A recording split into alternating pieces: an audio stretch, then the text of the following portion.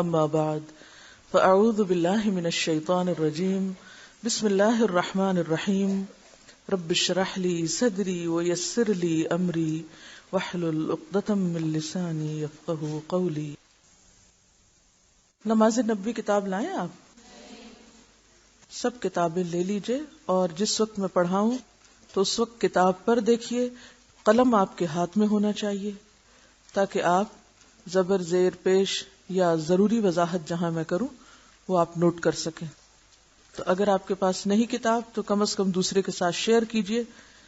دروشی پڑھیے دل میں، زور سے نہیں، دل میں پڑھیے ایک دفعہ، کیونکہ نبی صلی اللہ علیہ وسلم کا تذکرہ ہوگا.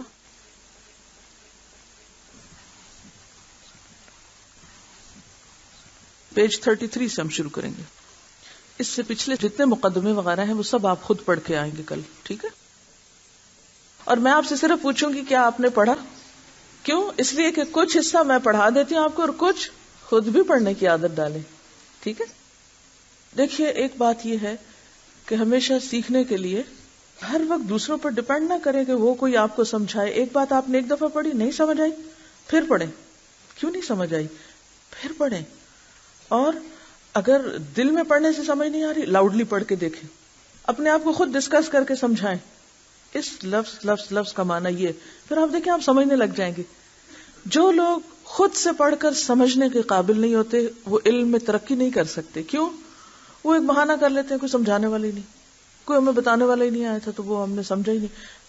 اب اللہ نے آپ کو پڑھنے لکھنے کی صلاحیت دے دی ہے، اب اس کو استعمال کر کے اپنی صلاحیت میں خود اضافہ کریں، ٹھیک ہے؟ یعنی ایک وقت ہوتا ہے نا جیسے بچے کو آپ انگلی پکڑ کے چلاتے ہیں، سہارا دیتے ہیں، اور ایک وقت آتا ہے کہ پھر وہ خود چلنا سیکھتے ہیں.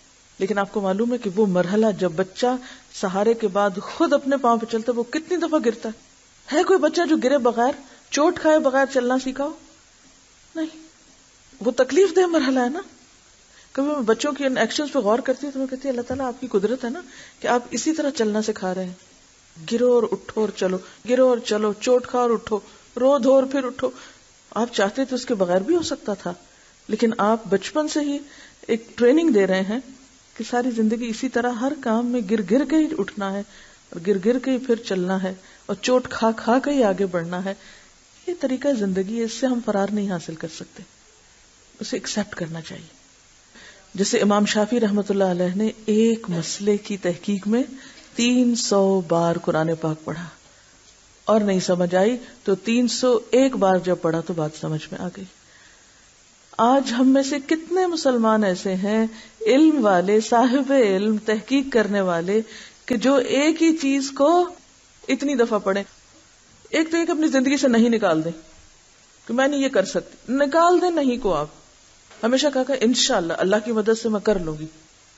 اگر آپ بھی امام شافعی کے طریقے پر عمل کریں اور 300 دفعہ ایک چیز پڑھیں تو آپ دیکھیں کہ کیسے سمجھ نہیں آتی. ٹھیک ہے؟ آپ خود اپنے پاؤں پہ کھڑے ہونا بھی سیکھیں، اور اس کے لیے اگر 2 صفحے بھی آپ پڑھتے چلے جائیں گے تو انشاءاللہ آپ کو سمجھ آئے گی. اگر اس پڑھائی میں کوئی بات آپ کو سمجھ نہ آئے تو جانے سے پہلے کوسچن یہاں کوسچن باسکٹ میں ڈال کے چلے جائیں، ٹھیک ہے؟ تو سمجھے کہ آج کا لیسن یہی تھا کہ خود پڑھنے کا طریقہ، خود سیکھنے کا طریقہ، کیونکہ ہر وقت استاد نہیں ملتے. اور ہمارے ہاں تو ویسے بھی کیا ہے، قحط الرجال. قحط الرجال ہے تو قحط النساء کتنا ہوگا؟ جی، قحط الرجال کا جو لفظ ہے اس کا مطلب یہ ہے کہ علماء کا کال ہے، بہت کم ہو گئے ہیں علماء. یعنی ایک وقت ایسا تھا کہ جب علماء ہر طرف ہوتے تھے، ہر شخص کے لیے ایکسیسیبل ہوتے تھے. اب آپ خود سوچئے کہ اگر پرسنٹیج آپ نکالیں آبادی کی، کروڑوں کی، اور اس میں سے جو صحیح علم والے علماء ہیں تو ریشو کیا بنتا ہے؟ ایک شخص کتنوں کے لیے؟ وہ بعض اوقات اسٹیٹسٹکس لاتے ہیں نا کہ ہمارے ملک میں اتنے 1000 ڈینٹسٹ ہیں اور اتنی آبادی ہے، اس کا مطلب ہے کہ 5000 لوگوں کے لیے ایک ڈینٹسٹ ہے مثلا. تو اسی طرح آپ سوچئے کہ کتنے ہزار لوگوں کے لیے کتنے علماء ہیں، حالانکہ یہ علم ہر ایک کی ضرورت ہے، فرائض میں سے ہے. تو اس بات کو ظاہر کرنے کے لیے کہا جاتا ہے کہ قحط الرجال ہے. قحط الرجال تو ہے ہی ہے، پھر نہ جاننے کا ریشو عورتوں میں اور زیادہ ہے. تو اس لیے خود سیکھنا شروع کریں اور اس پر جو آپ کے ذہن میں اشکال آئے اس کو اچھے سوال کی شکل میں لکھ کر پوچھنا شروع کریں تاکہ آپ آگے بڑھ سکیں. ورنہ بہت سارے لوگ یہی سوال کرتے رہتے ہیں، اچھا اگر ہم دین میں زیادہ آگے جانا چاہیں تو پھر کہاں جائیں؟ اور کتنا پڑھیں، کیا پڑھیں. آپ جتنا بھی پڑھیں، جہاں سے بھی پڑھیں، لیکن جب تک آپ خود پڑھنے کی عادت نہیں ڈالیں گے آپ آگے نہیں بڑھ سکیں گے. آپ کو خود بھی پڑھنا پڑے گا، اور طریقہ یہی ہوتا ہے، خود پڑھیں، جہاں مشکل آئے پوچھ لیں. ٹھیک ہے، کیونکہ سارے کا سارا ایسا نہیں ہوتا کہ جو اب آپ کو دوسرے سے ہی پڑھنے کی ضرورت ہے. بہرحال پیج 33 سے ہم شروع کریں گے. بسم اللہ الرحمن الرحیم. نماز، فرضیت، فضیلت اور اہمیت. نماز کب سے پڑھنی چاہیے؟ نماز کب فرض ہوتی ہے؟ اس کا اندازہ رسول اللہ صلی اللہ علیہ وسلم کی اس حدیث سے ہوتا ہے: مروا اولادکم بالصلاۃ وهم ابناء 7 سنین واضربوهم علیہا وهم ابناء 10 سنین وفرقوا بینہم فی المضاجع.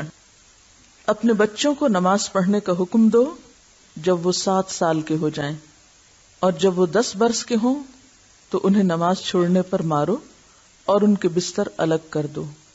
یعنی پھر بچے ایک بستر میں نہ سوئیں بلکہ الگ الگ سوئیں، کیونکہ اس وقت بلوغت کے آثار شروع ہو جاتے ہیں. تو گویا نماز کی عادت ڈالنے کے لیے 7 سال کی عمر، 3 سال کا عرصہ تربیت کا عرصہ، عادت پختہ کرنے کا عرصہ، اور پھر 10 سال کی عمر نماز کی پابندی کی عمر. دوسرے لفظوں میں فرضیت کی عمر، کیونکہ جو نہ پڑھے 10 سال کی عمر میں اسے مار کر بھی پڑھاؤ، یعنی سختی بھی کر سکتے ہو. اس حدیث میں رسول اللہ صلی اللہ علیہ وسلم بچوں کے والدین کو ارشاد فرما رہے ہیں کہ وہ اپنی اولاد کو 7 برس کی عمر ہی میں نماز کی تعلیم دے کر نماز کا عادی بنانے کی کوشش کریں، اور اگر 10 برس کے ہو کر نماز نہ پڑھیں تو والدین تادیبی کارروائی کریں، انہیں سزا دے کر نماز کا پابند بنائیں. اور 10 برس کی عمر کا زمانہ چونکہ بلوغت کے قریب ہے اس لیے انہیں اکٹھا نہ سونے دیں، کیونکہ اس میں انسان کے جو جنسی جذبات ہیں وہ ابھرنے لگتے ہیں، پیوبرٹی کا زمانہ ہے. تو گویا دوسرے لفظوں میں نماز فرض ہوتی ہے بلوغت کے ساتھ، یعنی بالغ ہونے پر. لڑکیوں میں تو واضح علامت ہے، یعنی جب پیریڈ شروع ہو جائیں، اور لڑکوں کے لیے 10 سال کی عمر جب ان میں بلوغت کے آثار شروع ہو جائیں. عموماً آواز بدلنے لگتی ہے اور کچھ اور علامات بھی. ہاں اس میں تھوڑی کمی یا زیادتی ہو سکتی، یعنی 10 سے 9 سال بھی ہو سکتے ہیں، 10 سے 11 سال بھی ہو سکتے ہیں. مختلف علاقوں کے موسم اور مزاج کے اعتبار سے فرق ہو سکتا ہے.